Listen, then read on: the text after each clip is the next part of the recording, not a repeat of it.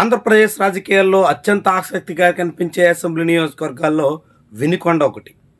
అక్కడ రాజకీయం ఎప్పుడూ హాట్గానే ఉంటుంది. ఎన్నికల సందర్భంలోనే కాకుండా ఎన్నికలు ముగిసిన తర్వాత కూడా వాడి వేడి కొనసాగుతుంది. ఇక్కడి నుంచి ప్రస్తుతం ఆంధ్రప్రదేశ్ రాష్ట్ర ప్రభుత్వ చీఫ్ విప్ జీవి ఆంజనేయులు ప్రాతినిధ్యం వహిస్తున్నారు. ఆయన ఇప్పటికే 3 ఎన్నికల్లో విజయం సాధించారు.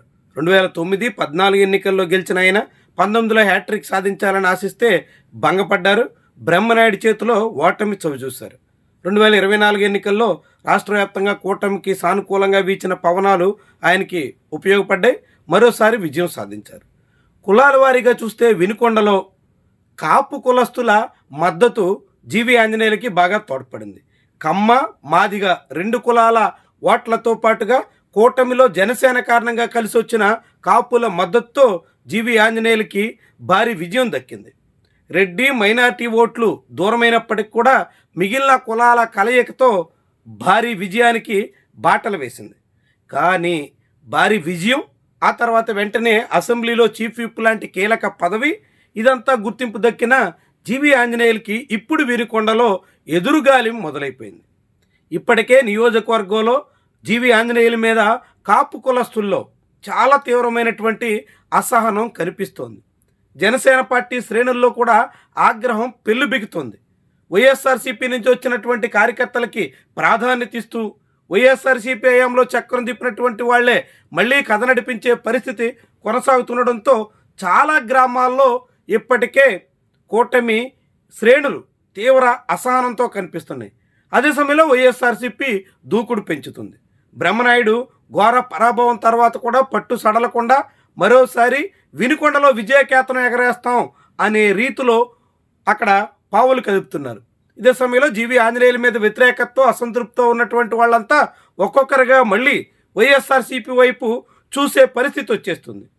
వీటన్నిటికీ పరాకాష్ఠగా తాజాగా ముఖ్యమంత్రి పర్యటనలో జీవి ఆంజనేయులు వ్యవహార శైలి మీద తీవ్రమైనటువంటి అసహనాన్ని సీఎం వ్యక్తం చేసినట్టు ప్రచారం సాగుతోంది.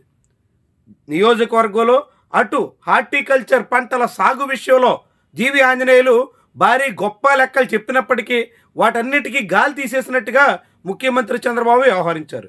వీటితో పాటుగా ఐటీడీపీ యాప్ వినియోగం విషయంలో కూడా వినుకొండ చాలా వెనుకబడి ఉంది అనేటువంటి రీతిలో ముఖ్యమంత్రి అధికారిక డేటాతో జీవి ఆంజనేయులకి చెక్ పెట్టే ప్రయత్నం చేశారు. ఇట్లా అనేక రకాలుగా వినుకొండ అసెంబ్లీ నియోజకవర్గంలో అటు సంస్థాగతంగాను ఇటు ప్రజల్లో ఉన్నటువంటి అభిప్రాయం ప్రకారంగా కూడా జీవి ఆంజనేయులకి చిక్కులు తప్పేలా లేవు. భవిష్యత్తులో ఈ సమస్య మరింత ముదిరే దిశలో కనిపిస్తోంది.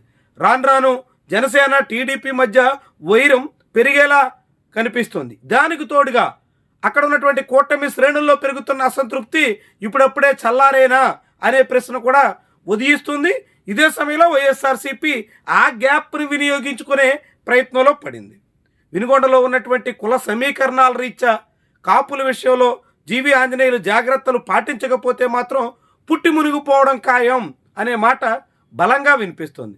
మరి ఆయన అందుకు తగ్గట్టుగా పావులు కదుపుతారా? తిరిగి మళ్ళీ తన నుంచి చేజారిపోతున్నటువంటి వాళ్ళని నిలబెట్టుకునే ప్రయత్నం చేయగలరా? సీఎం పర్యటన సాక్షిగా జీవి ఆంజనేయుల ప్రభావం పేలవంగా ఉంది అనేటువంటి రీతిలో తేలిపోయినటువంటి తరుణంలో భవిష్యత్తులో మరిన్ని కష్టాలు తప్పవన్న సంకేతాలు చాలా సుస్పష్టంగా ముందుకొస్తున్నాయి. మరి ఇలాంటి దశలో ప్రభుత్వ చీఫ్ విప్ ఏం చేస్తారు, ఎలా చక్కదిద్దుకుంటారు? కాకుంటే ఈసారి మళ్ళీ చేతులెత్తేసే పరిస్థితిని కొని తెచ్చుకుంటారా చూడాలి. ఏమైనా వినుకొండ రాజకీయం మాత్రం ఆసక్తిగా మారుతోంది. రాజకీయంగా వైఎస్ఆర్సీపీ మళ్ళీ క్రియాశీలకంగా కదిలే ప్రయత్నాల నేపథ్యంలో జీవి ఆంజనేయులకి త్వరలోనే భారీ స్థాయిలో ఆశలకు గండిపడే పరిణామాలు తప్పవు అనే మాట బలపడుతోంది.